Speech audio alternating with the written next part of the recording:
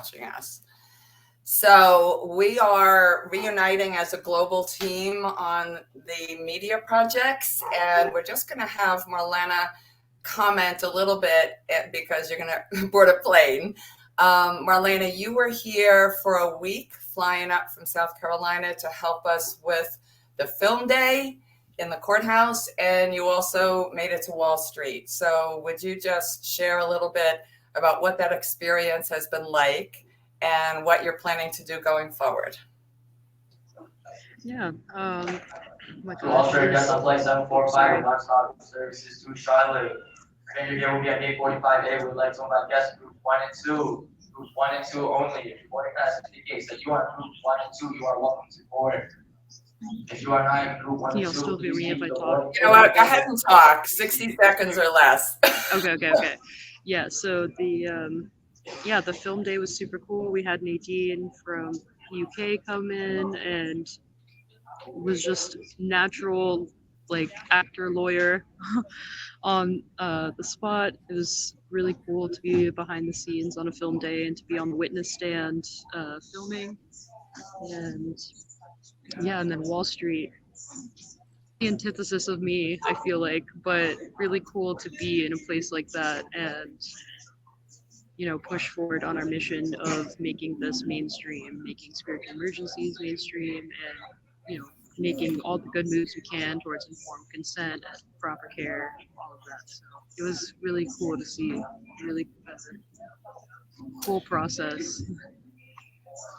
So Marlena, thank you so much for flying up and going through the whole airport routine. And we will find Marlena on Facebook as we go forward. We posted some of her videos. So Marlena, I'm going to take you off stage so we don't have, or maybe I'll leave you on for a moment. So let's see where we are. Welcome, everybody. It's so good to see you.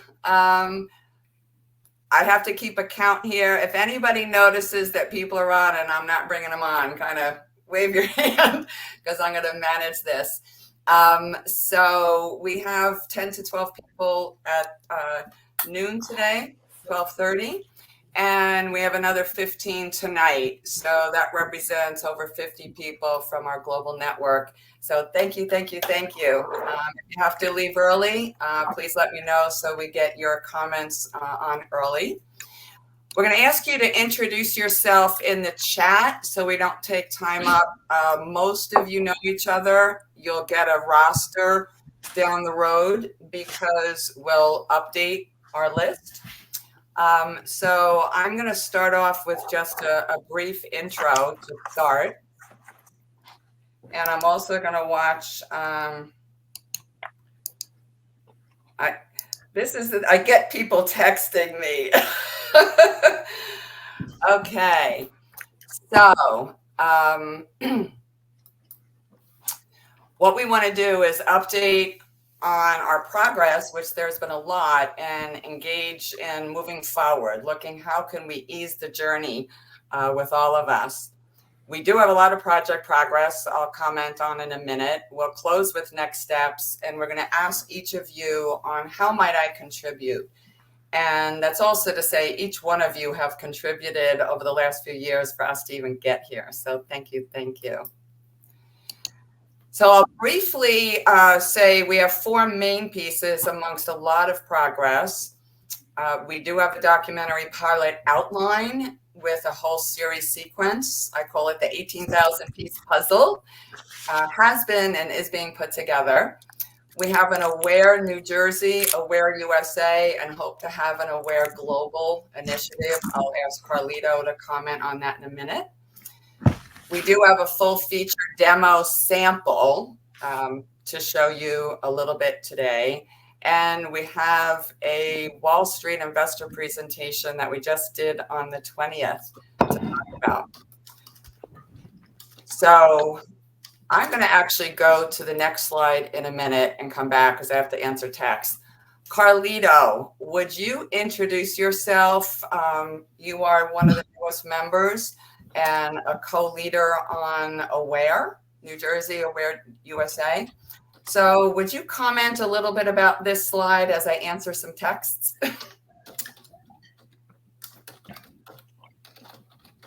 We have Carlito live.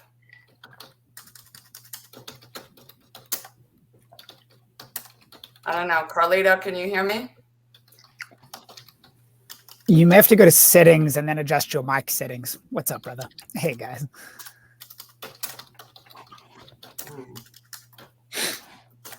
Well, I can hear you. I went to settings and adjusted my mic settings. Okay. And I got to adjust that. All right. It's never going to try that. Is that better? No?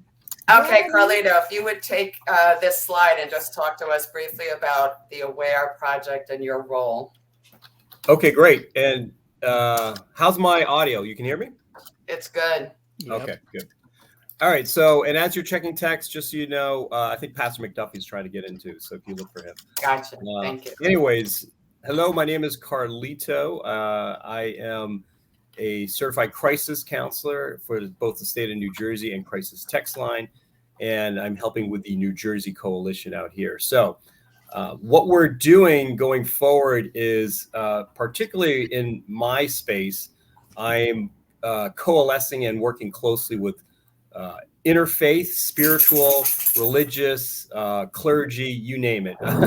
I guess that's sort of my lane, if you will, not only being a crisis counselor, but also a member of the Garden State Church, which is in northern New Jersey. And part of my motivation and effort here is to really kind of bridge a couple things, not only, in demographics and in terms of people we want to reach out to, but also in geography. So with the help of Josh Roberts on the West Coast, as well as myself, we've been incubating some stuff throughout the summer, which has been really exciting. That has to do with, if I'm looking at this slide, number 2, going to number 3, which is 988 first response, right? So as a crisis counselor, that's really my space. And basically, we see the workflow of aiding and assisting people in spiritual emergency starts at first response, right?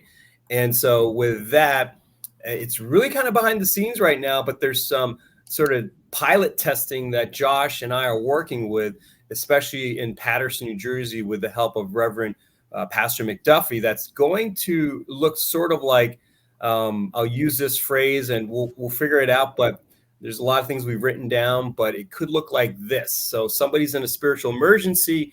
Wouldn't it be great where if you have a co-response unit, not only of first responders, EMT, EMS, or police, corresponding with mental health professionals, but specifically the mental health professional can press a button somewhere and say, hey, we need to speak to the spiritual crisis response unit, because this is a spiritual emergency. So that's sort of something that we're putting sort of on paper, and then we're going to go after as sort of a pilot. And we do know that New Jersey has been spending a lot of money in that co-response model. Again, not every county does that here in New Jersey, but some do, where they show up with EMT, EMS, as well as a mental health professional. But there's nothing right now in their models to address spiritual emergencies. So that's the piece we're going to deliver and bring after we do some testing. And we're getting a little bit of guidance from some of the counties that do the co-response. For example, Mental Health Alliance in Monmouth County, New Jersey, is involved in this co-response, and they're collaborating with us also on how to possibly get this off the ground. So that's just really the early stages. That's what we're doing. We're excited about it.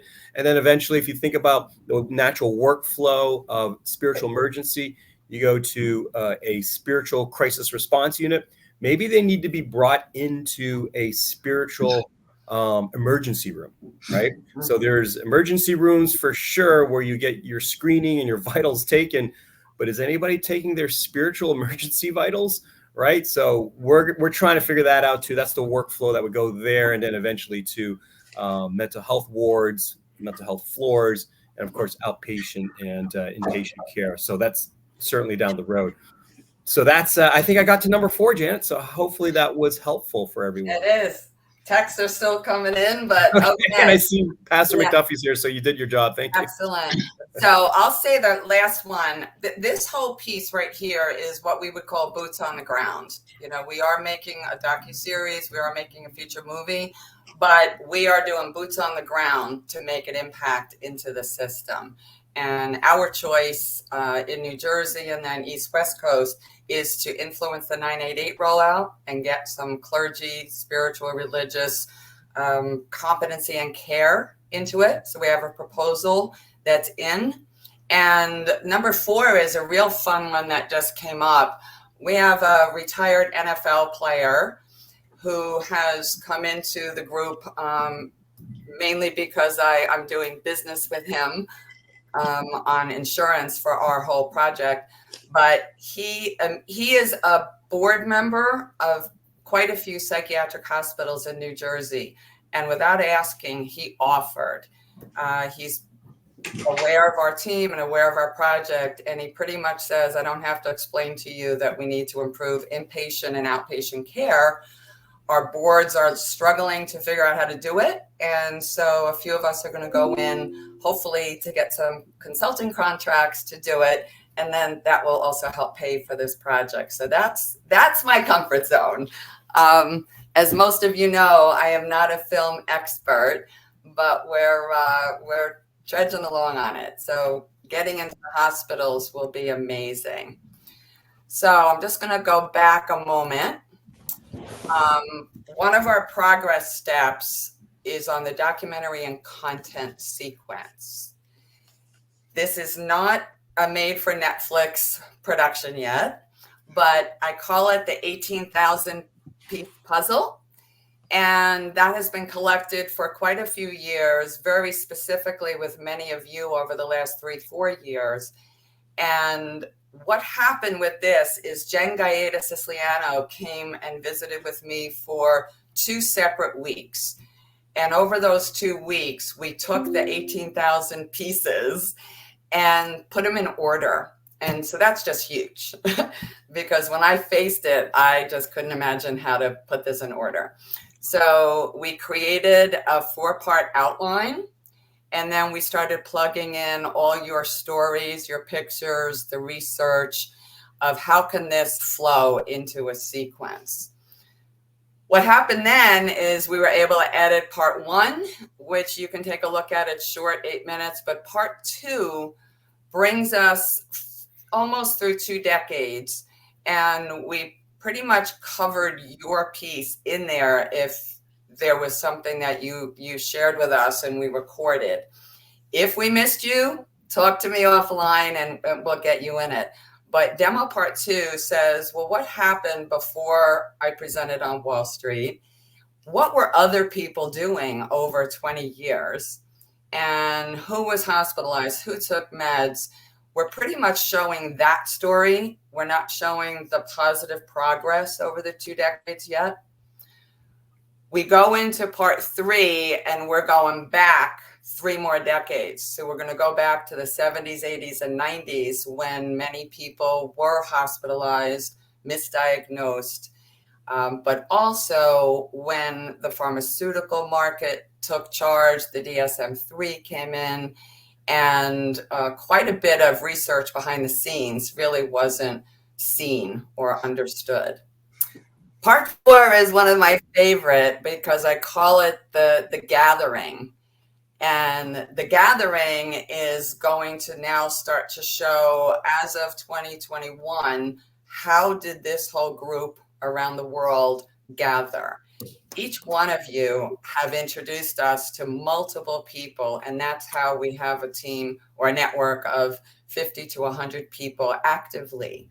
So the gathering will really show a positive movement of what's happening, and we want to bring it in front of the mainstream. And we'll talk about that in a moment. So I see Jim Gottstein is on. So to manage the numbers, where's Marlena? I might take Marlena off. Hold on. John, if it's okay, I'm going to put you backstage. And Reverend McDuffie, I'm going to put you backstage for a minute, see if we can get, oh, maybe not. Okay. So, where are we next? And the way it's going to go, I'm just going to do an introduction and then we're going to open it up for conversation. One of the progress steps, against many people's advice, you can't do a documentary and a feature movie at the same time, but that's how this has been guided. And basically, we're really collecting and filming pieces of both. The documentary series gives us all the content we need to put a court case together for the movie. Here's the beautiful progress. I put this gentleman's name, Jack Valenza, as a mentor on here because he was the first executive producer I met a year after I got out of the hospital and the year after I went to Wall Street in 2005. The beautiful news is that he's still with us. He is an owner of a construction business, but he has extensive experience producing films, and he's going to launch a film soon out in mainstream. But Jack showed up on our filming day, September 13th. He is speaking as a supporter for this movie, for the message about including spiritual and spiritual emergency into mainstream. And he's pretty much stood by us in the background for almost 20 years. So I'm going to show you a short clip of a video that we recorded. And I'll just leave it here.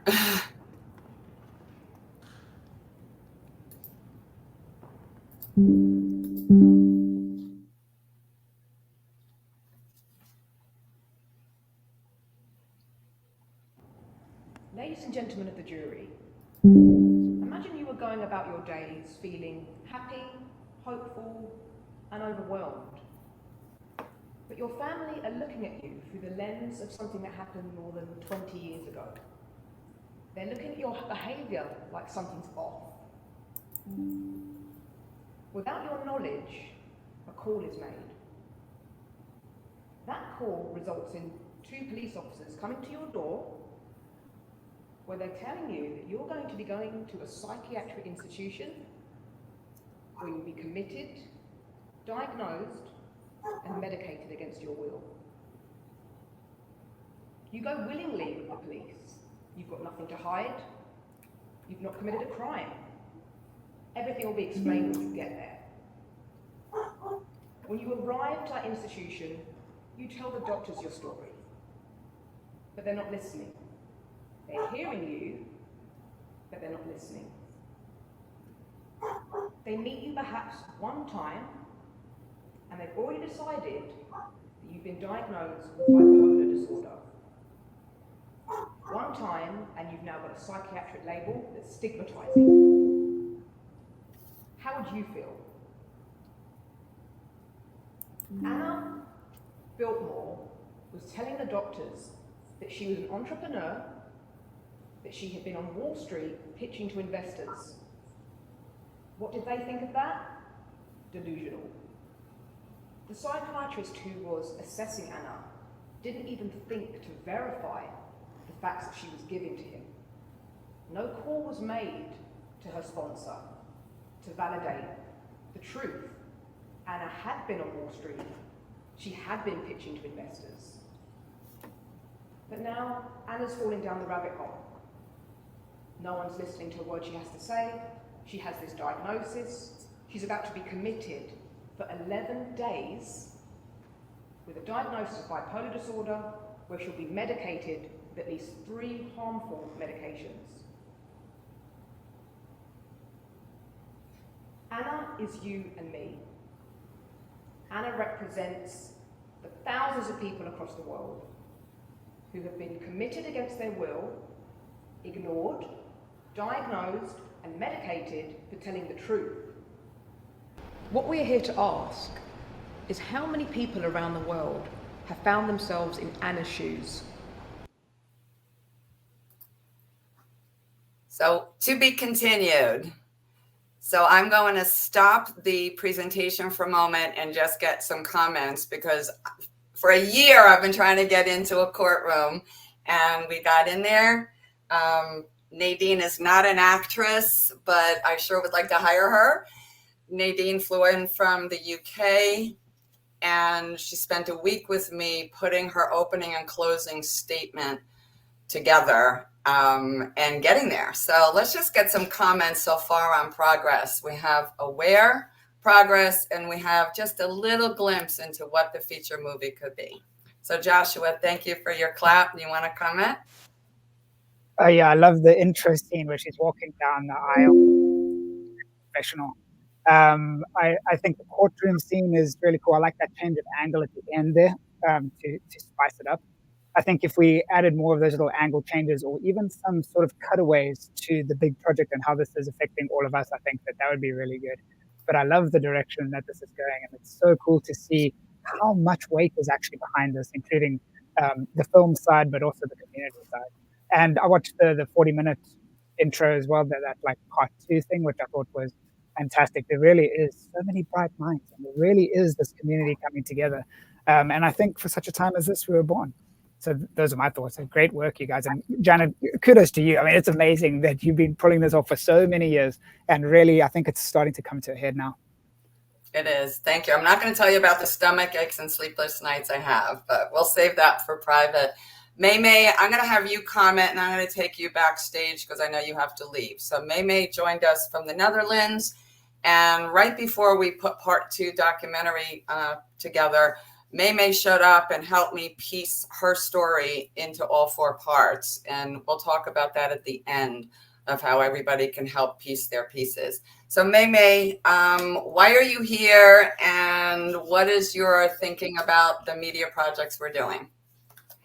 Yeah, thank you very much, Janet, for all the efforts you do. And I really think it's important, what I wrote to you, to get the voice of spiritual experiences, or I talk about Christ and God, to get it out from the psychiatric hospital into the wider world, in the hope that we can also contribute to change in the wider world. And I think you do groundbreaking work in this. It's very important what you do. Speaking from a personal point of view, I also found my forced hospitalizations. I've been in forced hospitalization 2 times. And I think if there was not such a stigma on mental illness, I probably would have visited a doctor earlier. But in my case, I don't know how forced medication could have been prevented, actually. So this is something which I found a difficult issue. And also, I work in the University Medical Center Utrecht. I worked at closed departments, and I always try to help patients. But sometimes I wonder, I think when there's not such a stigma, maybe the need for forced hospitalization is less. But how can we get rid of this? This is for me something which makes I need to do more thinking about this. Also, when I saw the fragment of the video, I'm thinking about this. Excellent. Thank you for being here. I'm going to remove you from the front stage to let other people on. But 2 other things. May is bringing us in a psychiatrist from the Netherlands to add to the documentary, and also a priest. And the meaning of that is, we'll get to that, but in our whole attempt to cover all religions, faiths, spiritual traditions, we do want to bring in other references that cover all faiths. So May, thank you. And we'll be talking soon. Okay, thank you. Have a good meeting. Bye. Thank you. Bye. So, I'm not sure how that. Okay. The main man himself. I need a technology person here. I'm not sure. Oh, I think I there we go. There we go. All right. Would anybody else like to comment on what we've talked about so far? You see us moving a documentary into a sequence. We'll talk about steps that you can help us with. But you now see a glimpse of what we're looking to do with a feature movie as well, eventually with funding, a producer, and A-level actors. So would anybody else like to comment on what you've seen so far? Hi, this is Maisha. I think it's a really great job in all that you're doing. You've been putting a lot of effort, and it's showing to see the fruit of your labor. And I'm really excited to even witness it. The only thing, and I think I have talked about it, is just having a trigger warning. Even just that clip can be triggering. And I can't emphasize how it's so important that we make sure our audience is aware and safe about what we're about to discuss in the show. Excellent. Thank you. I have been given that warning back in 2005, so I appreciate getting that again. So before we continue, would anybody else like to comment on what you've seen so far? We have an aware movement to influence the system, and we have some media products. So Hillary. I'm going to echo the congratulations, Janet, and in terms of knowing the arduous journey this has been. It has not been skipping down the lane, and there's been lots of different detours. I think for me, where I land with all this is a compelling case for radical not reformation anymore. Like, and I honor what the people on this call are doing in the current system to make the current system better. I absolutely applaud that, and I sort of leave that in good hands. Because what I see when both in the demos as well as just in that little, the clip, we have to radically reimagine. And I think that I look at this as not just a spiritual emergency, it's an evolutionary emergency. And that unless we answer this call, this is one of the most poignant calls for radical change, and not just change.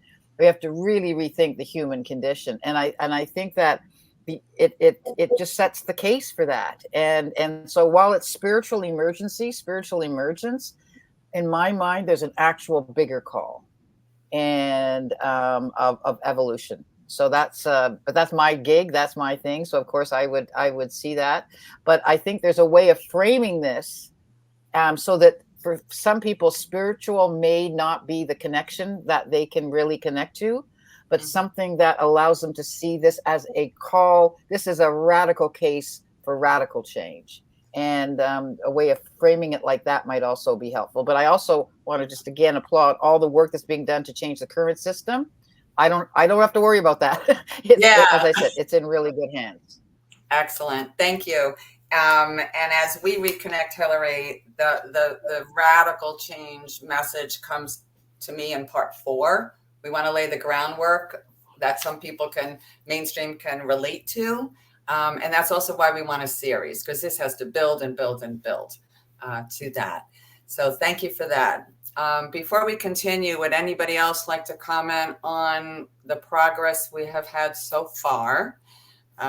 Getting some documentary content in order, gathering a global team, putting a little bit of a court case together, and having an aware program with a co-leader with Carlito. Yes, John, please. For those who don't know, I've known Janet for about 4 years, and I saw so much of this, conversations, pieces of this 18,000 piece puzzle, all scattered across tables and floors, and metaphorically speaking, different rooms, different compartments in your head and heart. So to see the clarity that one scene portrays is amazing. And it does, and it, I think it gives the credibility to your perseverance, because when things are scattered, it can be hard to see the value in them. when pieces are all over the place and it happens over many years and all that, it can be hard to see the value. But it's coalescing now, and there's and in clarity and in the density of the coalescing, there's real power, and it comes through in that scene. And heaven knows there'll be more, you know, as you get the money you need to hire the right people to do specific things that are required to make something like that really fly. It's just so close, though. That piece is really close, which is interesting in itself. So as that happens, I think we'll see more and more of this happen. One of the concrete things that's happened is how all these thoughts and challenges came together in Aware, and the logo that's sitting there now, and the specific actions that are happening. So, but the story, your story, and all the different twists and turns your life and the story have taken over such a long period. Even 2 years ago, I think one could really doubt whether that was going to come together. And the clarity, the strength of what's coming out in bits in the demos and in people's testimonies. It's really, I don't think this machine's not stopping. That's what it looks like. It looks like it's really, and it will radiate. You know, Hillary, you're talking systemic change.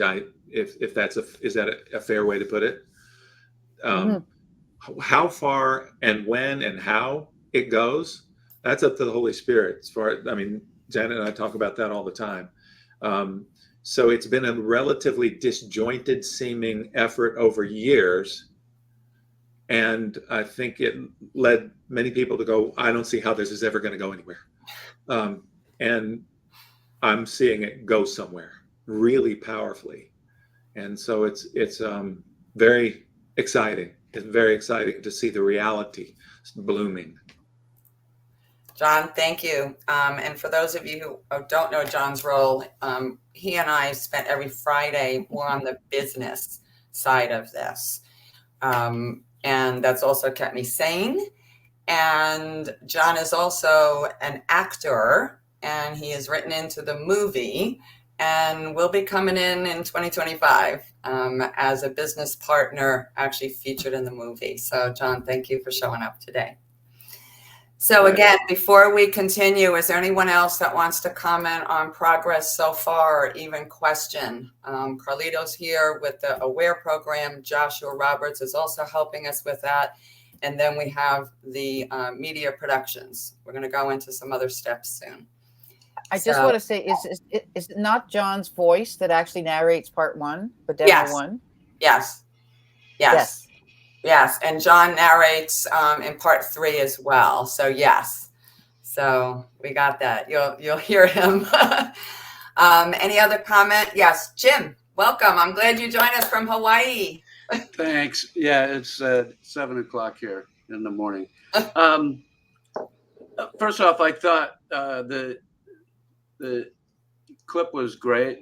I mean, in terms of an opening statement, and so I in terms of actually doing it, of course, I would want to see more people in the courtroom. Oh yeah, and a judge. The judge didn't show up. Right. So, but yeah, I thought it's good. I'm very impressed with the progress.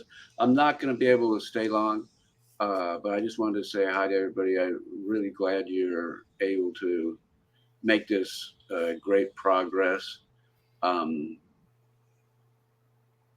So I guess I'm unclear on my ability to participate, just because I can't. I'm trying to get a movie made of my book, the Zyprexa papers, and it's complicated to try and do that. But anyway, so thanks, and I'm going to take myself off the stage. Before you do, I'll just comment. Jim has met Nadine Dennis from the UK, who was a law student and acted in that film. So Jim, we'll just set up a Zoom to keep a conversation open, and sometimes just partnering on, you're trying to get a movie going, we are, we'll just stay as collaborators, but you're also in the documentary, Yeah, I saw that. Yes. And I, in response to, I think Hillary's comment about, I would say it was more than reformation of the system, but I put in the chat, but I guess it's, you can't really pull out the link. I don't know if people know this report on improving mental health outcomes, which, just documents the,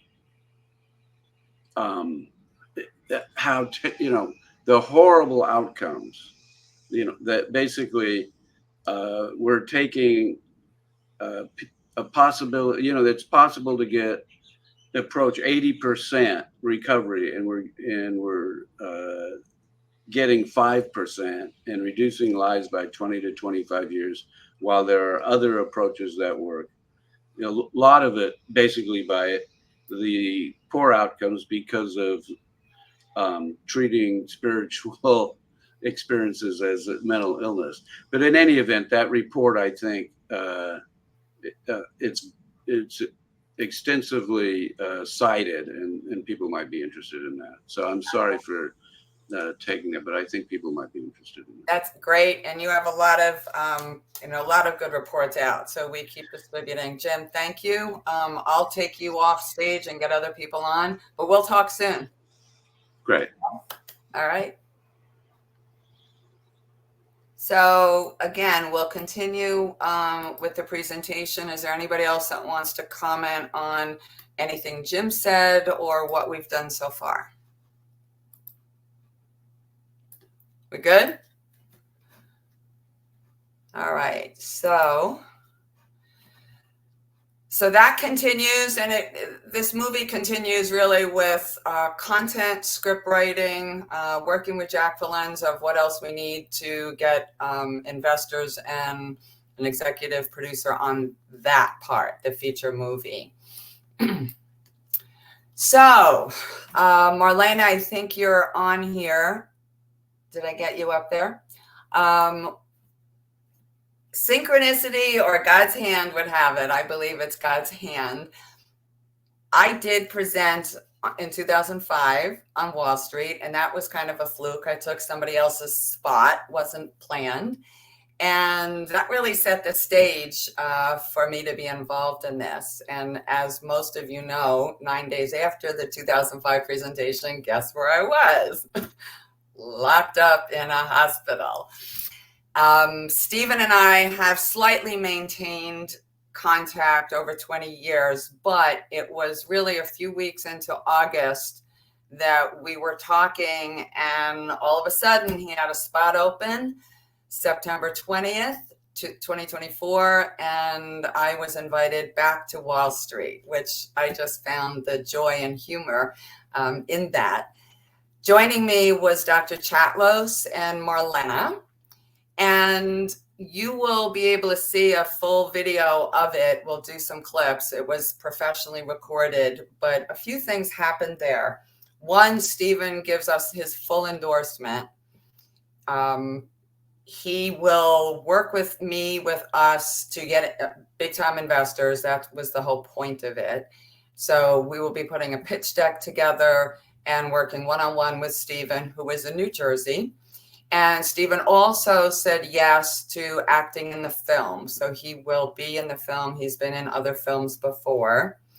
And anybody that's in New Jersey or flying to New Jersey, we're going to film up at his castle. He has an ancient castle he lives in that has also been in a movie. So for my focus going forward, Steve Felstein and Jack Valenza are two that I'm going to now start putting more focus into to move the investors forward.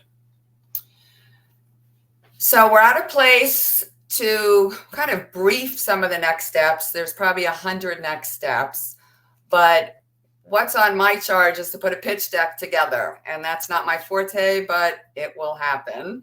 Hopefully some people who have a little expertise in that will help me put it together. We have Calvin Chatlos, who invested 20,000 already. I invested 20,000, and he's adding another 10,000 to welcome matches of contributions. So that's significant because we're really running out of dollars at the moment. So he's going to put in 10,000, but in increments that are matched. And if anybody puts $50 in, then we match that. Claire BN up in Connecticut has pledged $2,000, and she started with a $500 deposit and will incrementally put that in, so Calvin will match it. Jen McDonald in Canada also pledged. And then there was another person on our team that pledged a tithe of her annual salary. That's where we are so far. And so I would love to talk with you offline one-on-one. If anybody wants to offer a very small donation, all of it adds up. We also are looking to see, if you can just invite other people, people that that are on this mission, just to get some donations. And for the most part, people who have a business, it's a write-off. It's a marketing write-off. We will have a 501c3, 3C in 2025, so the donations can be a write-off in that way. Number 3 is a Kickstarter. Jen Gaeta Siciliano will be helping us start that, but that would be really a wider global initiative to get that moving.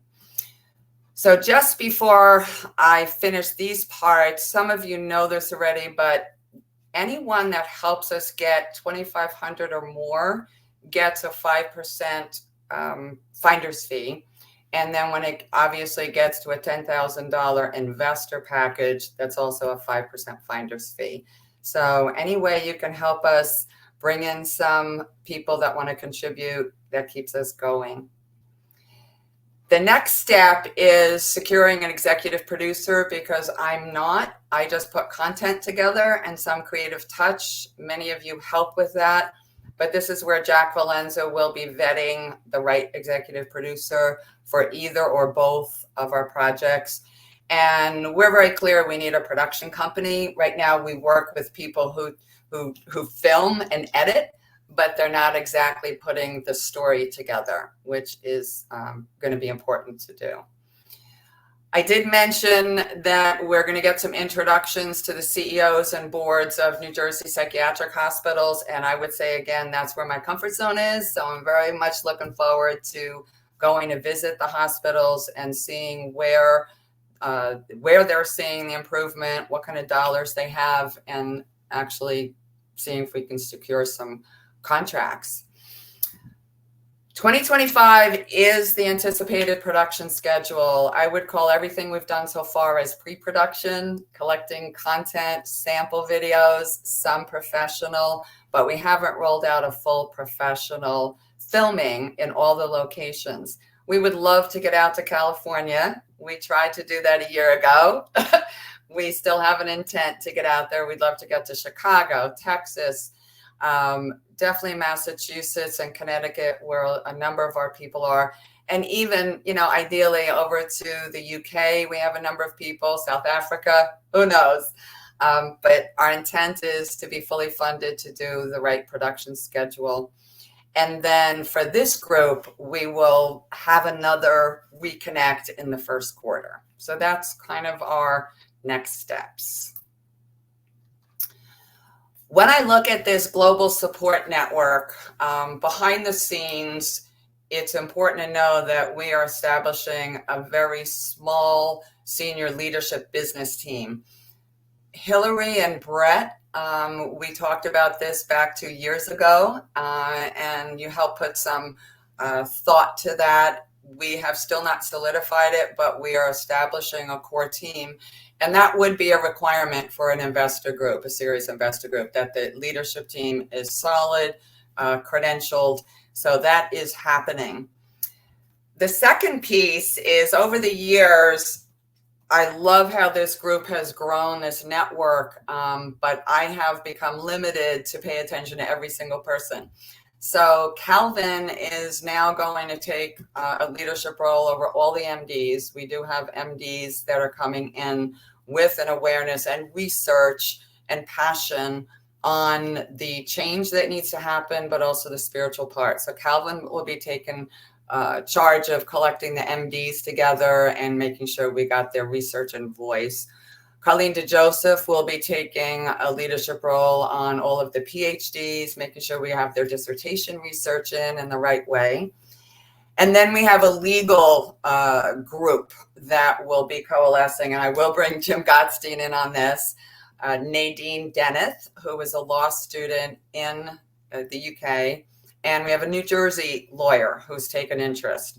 Our goal is to get a full-fledged law firm to adopt us and actually put money in and put some attention to the entire legal piece.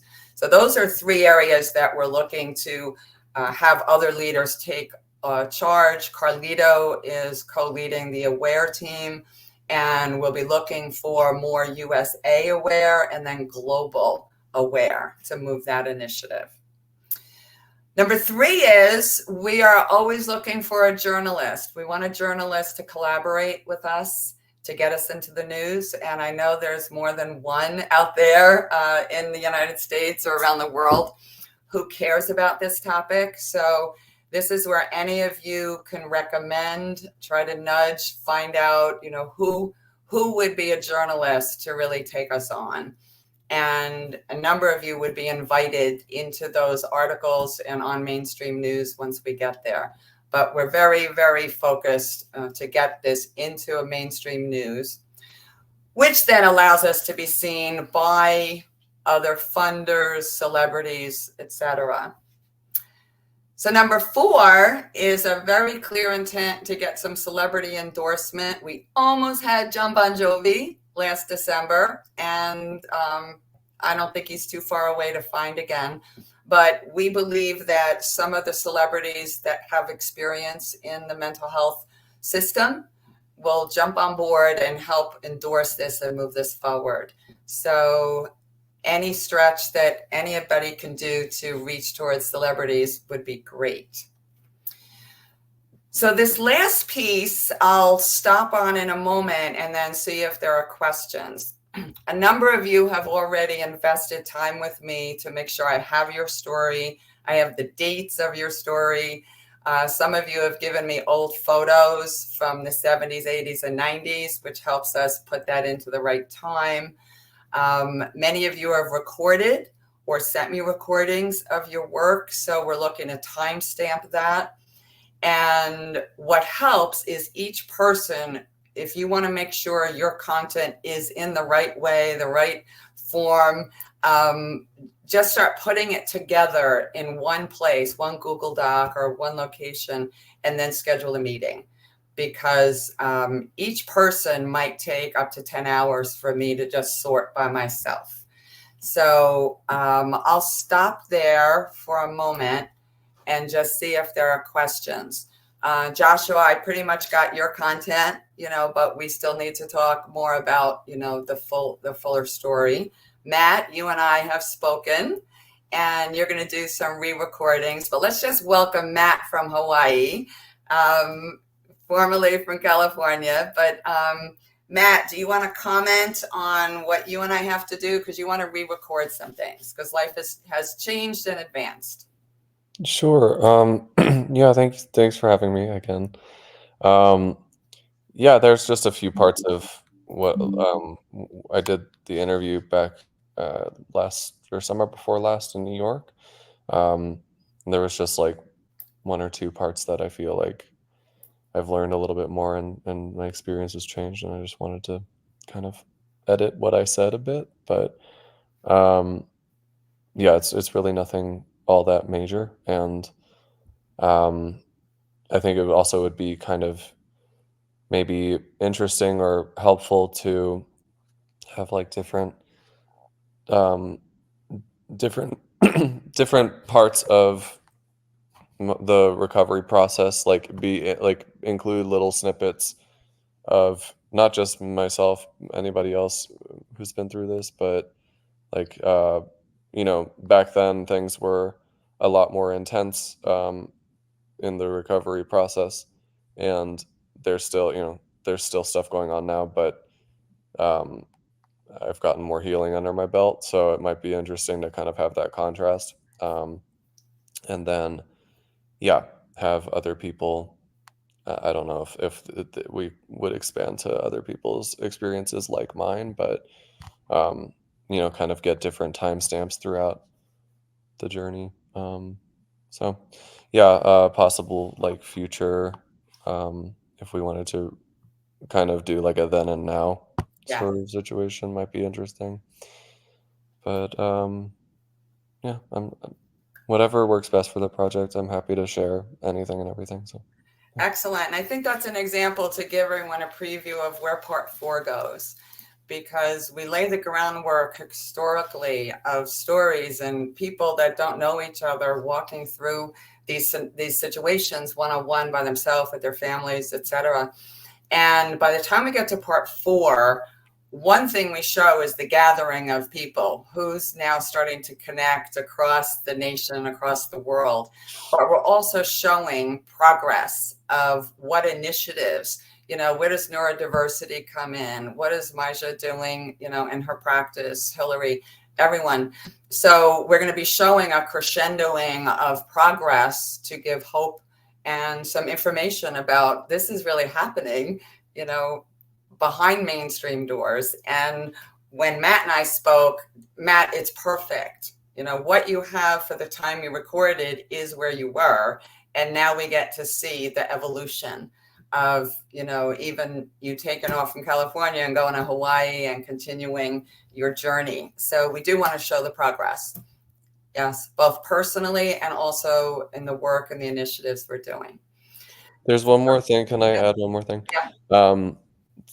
Something I think is really important, and I've brainstormed with a lot of my friends who have gone through this, and I don't know what this looks like in the future, but I think one of the most important elements of an injury like mine is to showcase and discuss how long these things can take, because one of the most kind of damning elements of the system that exists right now for somebody like me is the fact that there is this mentality and approach kind of inherently woven into the system that everything has a quick fix and everything has a pill, and everything can be immediately remedied, and if not, then it's your problem, and there's really no help. And I bring that up because I'm actually in Utah right now, and I'm visiting some friends one of my friends who lives here and her family, who has also been through benzo and other psychiatric medication injury, and I'm visiting her because I basically need to have a kind of a backup, like a place to go because the symptoms still flare up out of control, and I never know when it's going to happen. And this is years down the line. This is 4.5 years later. I'm still experiencing this. So I think it's really important, like I mentioned, the then and now kind of thing, to show like, yes, there has been improvement, there has been healing. I'm grateful for that. But it is a very, very long road for a lot of people. And I think that is something like we need to get real about, that some people are injured by these types of meds for 5, 6, 7 years at a time, and I do believe that everybody eventually recovers, but it can take that long for some people, and there really is no good solution right now. It's like, how do you tell somebody to take 5 years off of their life? You can't. So yeah, I don't know, for whatever that's worth, I think it's important to highlight at some point. It's worth a lot, because here's the spoiler alert in part 4 of the docuseries we put together. We do show a crescendoing of progress and people getting together and all this good news. And then we end it. And then we say, but it's not the end. And then we start showing who else has been incarcerated in the last few years on our team. Who else is still struggling? So that is exactly what we want to do. We're not going to just make this, oh, it's all good. Yeah. We're going to show progress, and then we're going to say, but it's still, people are still being put in the hospital and still being wrongly diagnosed, etc. So yes, and that's part of the drama of the story. So thank you. You brought that piece, right on time there. So I'm going, go ahead. Yes, Hillary. Just one quick thing, or two. One is, Matt, you look great. No matter what, if you're going through places, you still look fantastic, just absolutely fantastic. And one thing we did talk about at one point was putting together the mothers as a part of a conversation. Yes. And that was my responsibility, which I have not yet done. I own that. But I do think having the mothers have the conversation about watching their child experience this is really critical. And the other thing is that I think we don't have time for this now, but I've told Josh about this, but I have started to put all my research in, and we're starting to add other research into a very different form of AI, and solutions are available. They're actually phenomenal solutions that we would not have necessarily thought of, that are helped by spirit, that are helped by the energetic realms, but that I think that there's a whole other dynamic there. And the last thing was, have you thought about reapproaching Bon Jovi after him saving the woman who was about to commit suicide? He's on our list. I'm just saying, he might have had, because of that experience at last month, there might be a very poignant time right now for that. That's all. Well, Carlito, you and I'll talk about that, because Carlito picked it up, posted it. We do know somebody that lives next door to him. So I thank you. Sometimes these urgings just give me the courage to go to figure out something. So yes, we noticed that, and he does care. So yeah. Really quickly, just for what it's worth, you mentioned the mothers of people going through this. I would have to ask, but I would wager that my own mother would be interested and willing to be interviewed for this. Excellent. Because she knows this stuff better than most people by now. So. Excellent. I'm glad you brought that up, Hillary, because that is an example. There are a few topics we have not recorded yet, and mothers is a big one. Matt, please let us know if your mother would be, and then make an introduction. Yeah. That goes to anyone. It actually was a question I was asked on my Wall Street presentation, because it was my mother who called the police, and we made it very clear we're not blaming mothers. It was all good intention, at least most, if not all. And it was the narrative they were fed, and lack of information in mainstream media. So, that was the best that they knew. So we're going to do a piece to honor mothers, and then also, add what can mothers going forward do to educate themselves and help in that moment. So, and just kind of a little aside, Jen Gaeta Siciana will be on tonight, but her mother opened up after a few years just by watching documentaries. She did not understand her daughter until years later, and it was through documentaries that her mother started understanding. So that's a really good story piece. I think I only have another slide or two, and then we'll just keep it open. So let's say between now and first quarter, anyone who wants to make sure your content is in right, we got all your pieces, including our videos and any other videos, because we're using other recordings that you might have, and just start piecing it together. And then we set a time to talk and make sure it goes into the right part 1, 2, 3, or 4. So that would be great, and that's our one-on-one time together for the docuseries. And I know this slide has a typo over here, but the person that does this for me has to help me. What does help look like? I'm closing because this is a piece of what Carlito and I, and then Joshua as well, are putting together for the whole AWARE training. And one of our colleagues in Chicago put this together to just say, what's a simple way when we have a spiritual emergency or religious experience or mental health crisis. This woman is a retired police officer and says this is how it can speak to the first responders. So I'll close with leaving, what does help look like, of what we can do for you, how we can help your initiatives, and how you can help us. So this is open conversation for a half hour. I'll stay on even if one person wants to stay to talk. So what does help look like for us to help you in your initiative? And what would you like to do to help us? So Hillary, I take you up on let's get the mothers piece together. So that's what help looks like for us. I'm going to ask Pastor McDuffie, because Pastor McDuffie comes here by way of Carlito from New Jersey. And Pastor McDuffie is working with us closely on the whole AWARE program, the rollout with getting clergy involved, influencing the governor at some point, and really making something happen. So Pastor McDuffie, what do you say? It's your first time with the global media team. What's your impression of what we're doing? I'm very impressed with the networking and the ability to go beyond your borders and connect pieces. I think one of the weaknesses of the body of Christ or the faith-based community is they get trapped in silos. And what happens when you really put together the gathering, which is really another word for the church, is we break those walls of thinking that we can do it by ourselves, because if you could do it by yourself, it would have been done by now.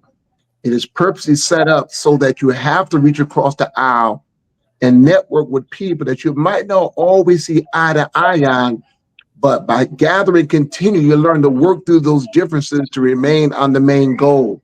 And so I'm very much impressed watching this global movement, which I think is a training for all religious groups on how to keep your mind on the goal and keep moving forward and don't be thrown off by everything we may not see eye to eye on.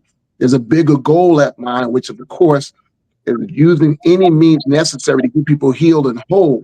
And whatever that takes, that's our final goal. Now, we may not all reach it the same way. Somebody might take a helicopter, a plane, a jet, a motorcycle, hop, jump, but we all are taking steps towards that. And we remain humble and grind with each other, that goal could be accomplished. So this takes a visionary. This takes someone that can continue to stay with it. It's not fast, but it's staying and sticking with it until it unfolds. If you try to make it go too fast, you can kill it. There's a tree called the bamboo tree, which takes about 5 years to pop out the ground. So sometimes we want something to happen so quick and fast, and sometimes it just takes time setting the pieces and staying committed for the long haul. And people continue to support it, it can happen. And that's why I'm very much impressed with Janet's leadership and what I've experienced on this phone call. I'm at the school now as a teacher. I took an hour out just to continue to see that this group continues to network. And I love the tenacity. Please stay with Janet. If you have financial contributions, please release it. She is a woman of integrity. And I'm very much impressed by how we're bringing together pieces to move forward. Thank you so much. Thank you, Pastor McDuffie. And we will talk about how to get our governor involved in this, because New Jersey's film industry is blossoming.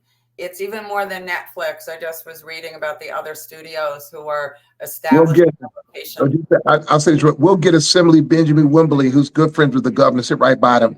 So I'll connect with the Assemblyman Benjamin Wimberly. He'll make that happen. That's no problem. Let's do it. We'll meet up, North Jersey. Thank you so much. So as we come to a close here, comments on where we are. The last time we were together was December of 2023. I appreciate that you show up. I love that you also show up behind the scenes, one-on-one, and with each other. So are there any questions or comments of where you sit now? And I'll also say, I do know all of you have full-time jobs and are juggling family, your own personal growth, and your mission. So I just appreciate you're here.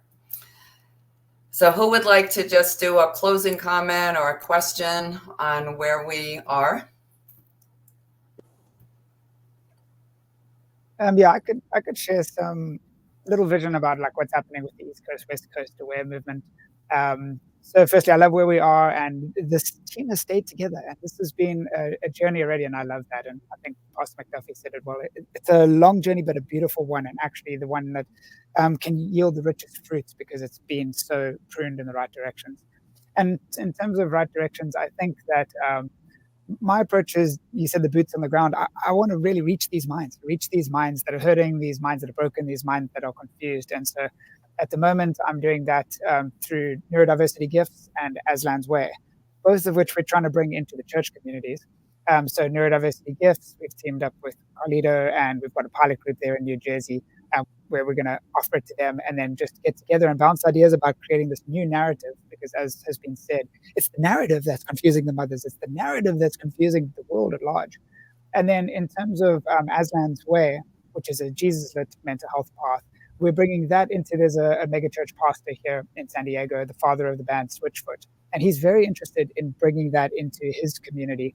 And I think that this can be a lucrative opportunity for both the church and the peers themselves, because in tying it together with peer support specialist, the certification, I think what we can do is have sort of an overarching program where we place peer support specialists who've been trained in spirituality into the churches to create peer support mental health ministries within the churches. And a little percentage of that can go to the church, and percentage can go to the peers, and percentage can go to Aware or something like that.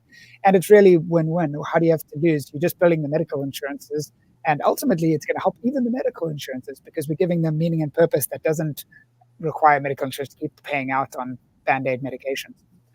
So just to say that I think that peer support specialist opportunities, there's financial viability there. I think it can really help reach other people. And then ultimately to bring those into the hospitals, because like you said in your part 2, there's nothing in the hospitals. You get no therapy, you get no powerful groups. Like, what on earth are they doing? So if we could bring this into the hospitals and implement the psychiatric system, I think that's a huge win. The final thought there is that Interfaith just got here in San Diego, got granted another 5-year contract to train faith leaders in the power of mental health and mental health professionals in the power of faith. And the county wants us to increase what we've been doing. We were originally providing 7 hours of training to behavioral health providers. They said, no, we want 15 hours of faith training to behavioral health providers. So counties are starting to get on board, you guys. And so I think get some grant riders going, get it into your counties, and I think we can set the world on fire. Well, this is where Joshua and I started a year ago saying we need to bridge East Coast, West Coast. That was a thought and a voice. Now you and Carlito are partnering to really pay attention to that. So Carlito, this is exciting to be able to promote what is happening in California, because it doesn't have to be too soon after we start doing that, here. And then moving it out across the world. So thank you. Excellent. Any other closing comments or questions? Always love any final thought is always great, or any impression or question.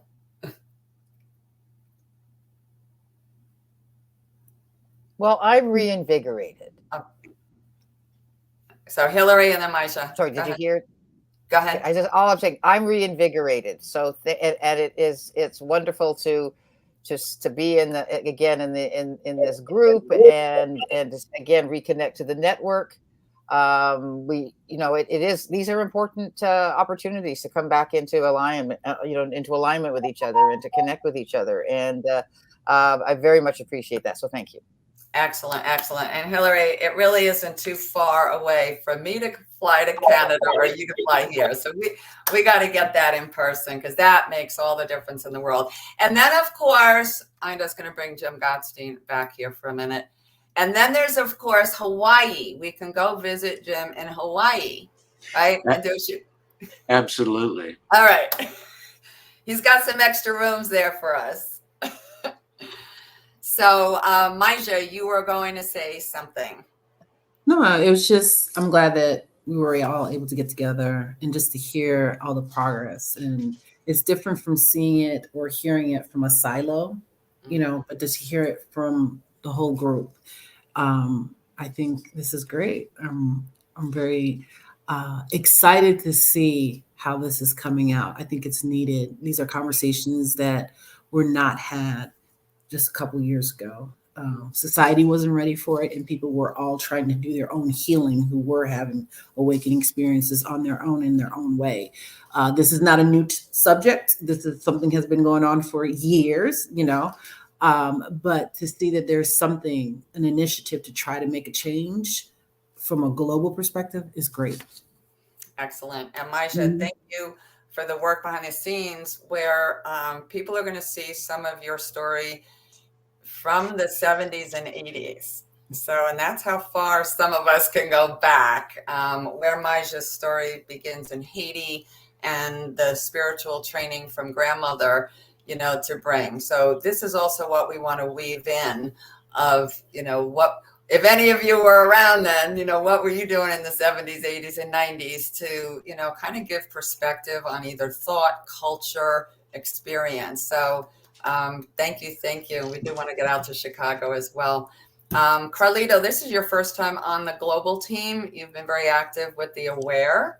Do you have any, and you were there filming on the 13th with your son, which was great. Any comments or reactions from now being exposed to the larger team? I think it's your mic is not on again.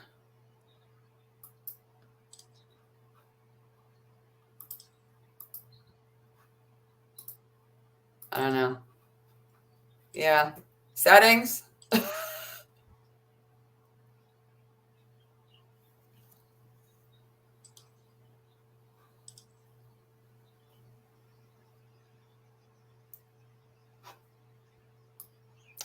We'll let somebody else go as your. Maybe the mic's still plugged in, or maybe you need to disconnect Bluetooth or something. If you.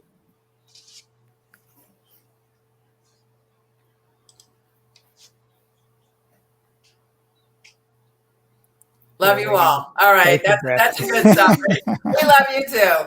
So thank you. There's another 15 people plus going to show up at 6 o'clock tonight. You are welcome to come back, but it is the same thing, just mostly different people from other parts of the country and the world. So I will send out a follow-up of where you can see updates both on LinkedIn and Facebook. We intend to get on all social media at some point with Marlena taking a lead. We're looking to get some press releases going and getting this out in mainstream way before the movies are all finished. And Jim, I would like to continue to speak with you as partners. We're both trying to get our productions out. So we'll talk again. We'll get together. All right. All right. Really quick, Janet, where can people donate? Thank you. You can, it's personally, I'll send it out to everybody on email. I've gotten checks that are made out to Calling God to the Witness Stand. And I also have a Zello direct deposit. So okay. I'll do that individually. Thank you for asking. Yes. All right. We'll talk to you soon. And Matt, if you are you still going to South Carolina or North Carolina on your trip? No, it didn't work out with my schedule, unfortunately. Okay. But all right. Well, then we have an excuse to go visit you and Jim in Hawaii. So, all right. Thank you, everybody. It has lifted my spirits as well. So you're welcome to step out. If anybody stays one-on-one with me, I can stay here. So thank you. Bless your day. Thanks, guys. God bless. Later. You. Oh, I'm sorry. I wanted to talk to you, but I can. Oh, okay. We got I really wanted to talk to you as I'm listening. Hold on. I'm going to end. Oh, yeah.